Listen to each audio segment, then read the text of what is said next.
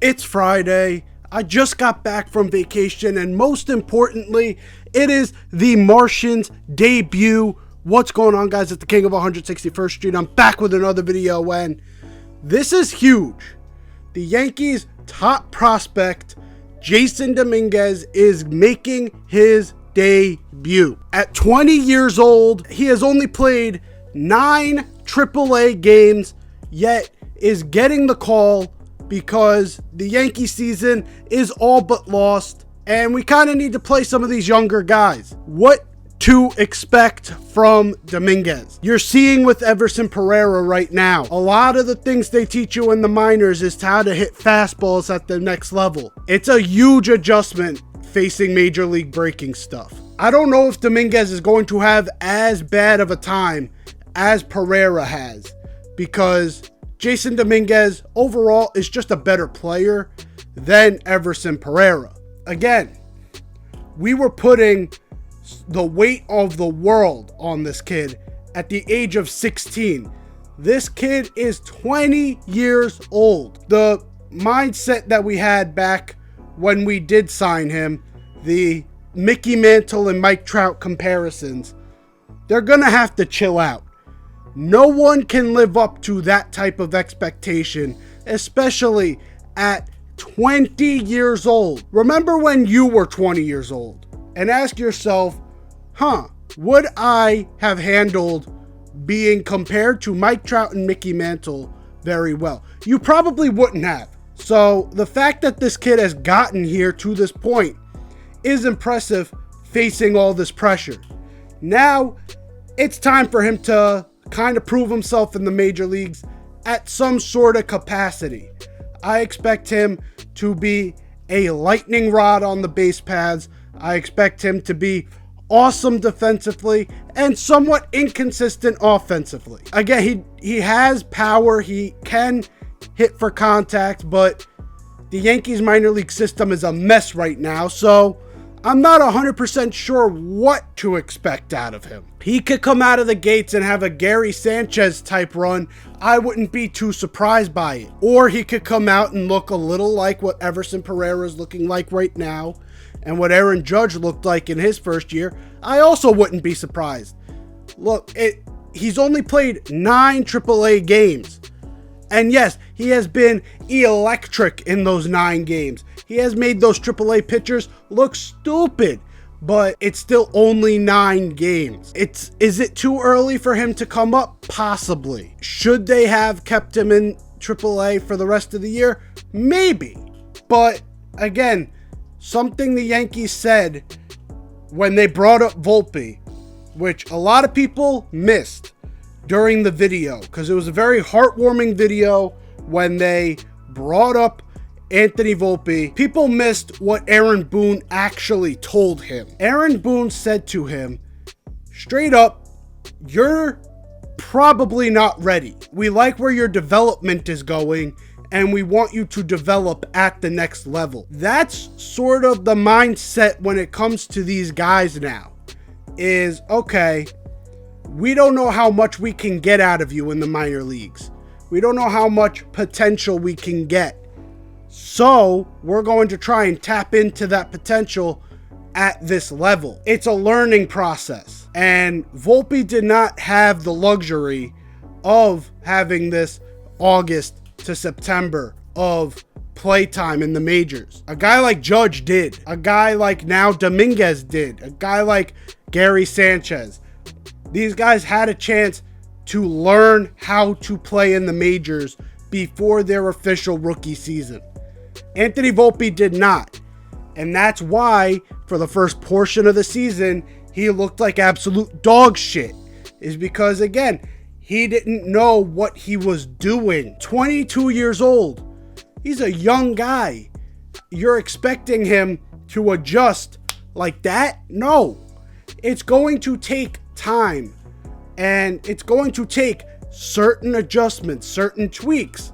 Sort of like Austin Wells, who also got the call. And the major question with him, being the catcher down there in the minors, is can he catch at this level? Well, we're going to find out, because he's going to get a lot of play time there, since Kyle hasn't been great. I mean, his bat has shown up a little bit lately, but hasn't been great. And Ben Wortvit, I wish he was not on the team. I wish he was not a real person, because he is absolutely terrible. Austin Wells is going to get his well-deserved opportunity to play with his best friend in Anthony Volpe. Look, I believe Austin Wells has what it takes to play more offensively than defensively. I am not 100% sure if his catching ability will translate to the next level. It's going to be something we have to watch. I think, to me, I can deal with a less effective defensive catcher that can produce offensively. That's why I was totally against giving Gary Sanchez away. Even though, yeah, towards the end of his run, he wasn't the most productive offensively, but he still was one of the more powerful catchers at that point in his career in the history of this sport. It slowed up, it sort of plateaued, and now he's back on that up and up trajectory in San Diego. He sort of needed that new scenery. But I can take a few pass balls here and there if you're putting up 25, 30 homers. If you're putting balls in seats and you're producing offensively, the saying defense wins championships is the most overstated saying of all time. No, you need to score to win, and winning wins championships. What's conducive of winning? It's hitting. It's offense. Offense wins games, and winning games wins you championships. I would rather a guy who can hit either for a high average and drive in runs, or I'd rather a guy who can hit like 250 and put like 25, 30 balls in the seats rather than a gold glove, platinum glove catcher. Jose Trevino last year was not one of my favorite players because of what he did behind the plate. That was just icing on the cake. It was more he broke out of his shell offensively. He was coming up with clutch hits. He had one of his best offensive seasons ever. And this year that sort of plateaued, and that's sort of why Higgy was getting more play. Another reason why that Minnesota trade to get Josh Donaldson was an absolute travesty is because, yeah, we got Josh Donaldson, who ended up seeming like he was toxic in that locker room, unbeknownst to people until later on in his run here. But we got him, got rid of Gio Urshela, who was one of the more connective pieces on this roster that sort of helped that team chemistry. And then you got rid of Gary Sanchez, who to me should have been starting over Higashioka because he's just better offensively. I'm sorry. I think Gary Sanchez got an unfair shake at the end of his run here and should have gotten more playing time. And we traded him away, got $30 million a year in Josh Donaldson. IKF is turning out to be one of the best pieces we got out of that trade. And then we get Ben Wortvit, who is absolute dog shit. Anyways, I just went off on a weird tangent.